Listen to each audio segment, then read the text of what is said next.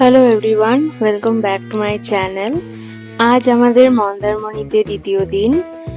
সকাল সকাল ঘুম থেকে উঠে, মানে সকাল নয়, প্রায় 10টা নাগাদ হয়ে গেছিলো ঘুম থেকে উঠেই বাইরে এত সুন্দর ভিউ, ওই দূরে সমুদ্র দেখা যাচ্ছে। ক্যামেরায় অতটা ভালো দেখা যাচ্ছে না, কিন্তু সামনাসামনি খুবই সুন্দর লাগছিল।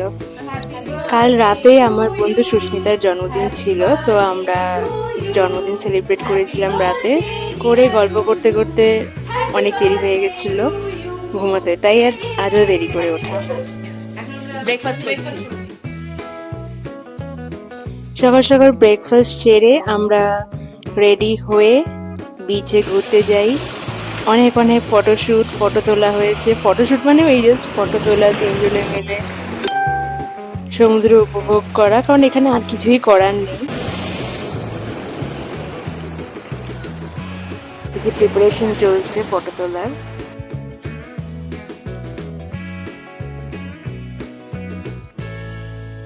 এরপরে আমরা চলে যাই একটু বাইরে খেতে, কারণ এখানে বাঙালি খাবার খুবই বাজে। মানে আমরা যেখানে রয়েছি সেখানে বাঙালি খাবার খুবই বাজে। কালকের এক্সপিরিয়েন্স খুবই বাজে হয়েছে, তো আমরা পাশের একটা অন্য হোটেলে খেতে গেছিলাম। এখানে খাবার দাবার বেশ ভালো ছিল। ওখানে আমরা লাঞ্চ সেরে আমাদের হোটেলের পাশে যে পার্ট রয়েছে, মানে আমরা তো রয়েছি বিচ সাইডে, কিন্তু এটা আরেক পাশের বিল্ডিং প্রপার্টির জায়গা, খুবই সুন্দর। আমরা এই জায়গাটা ঘুরে ঘুরে দেখছিলাম। পুল সাইডে কিছুক্ষণ সময় কাটিয়ে আমরা আবার বিচে চলে আসি। এটা সানসেট টাইম, আবার এখানে আমরা কিছুক্ষণ সময় কাটাই।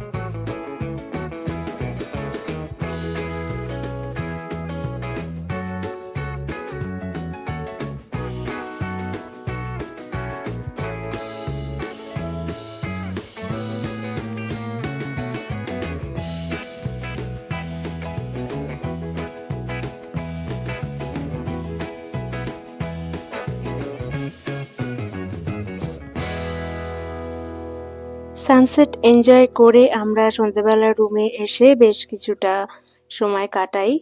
আমরা চায়ের সাথে খাবার জন্য ক্রিস্পি কর্ন অর্ডার করেছিলাম। এটাও বেশ ভালোই ছিল খেতে, শুধু আমাদের হোটেলের বাঙালি খাবারই ভালো ছিল না। সন্ধ্যেবেলা কিছুক্ষণ গল্প করে একটু তাড়াতাড়ি ডিনার করে নিই। চাইনিজ অর্ডার করেছিলাম, কারণ এই ধরনের খাবার এই রিসর্টে বেশ ভালোই, বাঙালি খাবার ভালো ছিল না। তো আমরা তাড়াতাড়ি ডিনার সেরে একটু বেরিয়ে পড়ি পাশের প্রপার্টিটা দেখতে।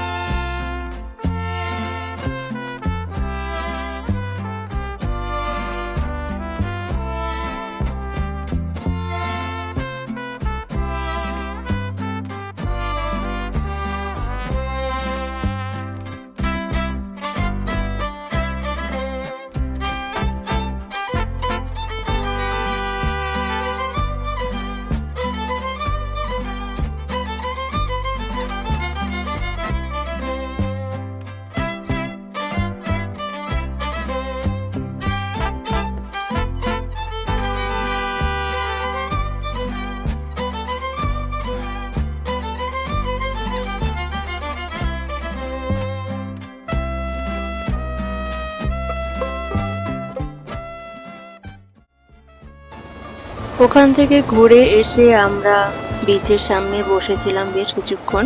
রাত্রেবেলা বিচে যাওয়া যায় না, যে দরজা দিয়ে যাওয়া যায়, বিচে নামা যায়, সেই গেট বন্ধ থাকে। তো ওপরে বসেই সমুদ্র এনজয় করতে হয় রাত্রেবেলা, তো আমরা সেটাই করছিলাম। আর এভাবেই আমাদের ডে 2 শেষ হলো। ডে 3-তে সকাল সকাল আমরা বেরিয়ে পড়ি। লাস্ট বারের মতো সমুদ্র দেখে আমরা রওনা দিই আমাদের বাড়ির উদ্দেশ্যে।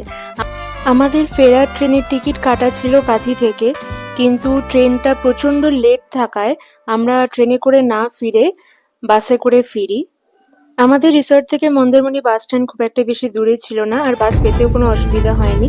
এখানে বাস রোজই মোটামুটি অ্যাভেলেবেল থাকে, তবে হ্যাঁ উইকেন্ডে একটু অসুবিধা হয় সিট পেতে। মাঝখানে এক জায়গায় টিফিনের জন্য একটু দাঁড় করিয়েছিল বাস। জায়গাটা খুব একটা ভালো ছিল না, কিন্তু কিছু করার নেই। এখান থেকে আমরা হালকা কিছু চা আর টিফিন খেয়ে বেরিয়ে পড়ি।